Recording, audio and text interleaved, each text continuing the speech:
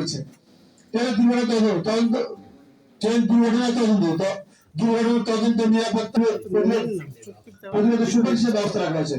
জনস্বাস্থ্য নিরাপত্তা, রেলকে একটি জনসেবামূলক নিরাপত্তা সংশ্লিষ্ট প্রতিষ্ঠান যে পরিচালনা নির্ধারণ নীতিমালা প্রণয়ন আছে। অর্থাৎ রেল অ্যাক্ট বাতিল বলেই তো হয়ে যায় না, কিন্তু যারা বর্তমানে রেল অ্যাক্ট বাতিল করে 2026 প্রণয়ন করছে, এরা হয়তো ভাবছে যে রাতারাতি মানে এটা বাতিল করা যায় এবং নতুন করে প্রণয়ন করা যায়।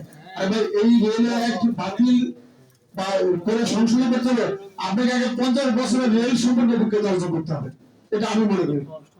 কিন্তু এই অভিজ্ঞতা অর্জন না করে রাতারাতি এসে এক সংশোধন করার মূল উদ্দেশ্য হচ্ছে বেসরকারি খাতে দিয়ে তাদের যে উদ্দেশ্য সেটা বাস্তবায়ন করা। সেখানে আমি মনে করি সকল রেল শ্রমিক কর্মচারী এবং পোষ্য যারা আপনারা আছেন আপনাদের সদস্য সুচারু হতে হবে, কারণ একমাত্র আন্দোলন সংগ্রামের মধ্যেই এর সুফল এবং কুফলটা দেশ জাতির জন্য তুলে ধরে এই যে কালো আইন রচনা করতে যাচ্ছে রেল আইন 26, এটা প্রতিরোধ করতে হবে। সবাইকে ধন্যবাদ।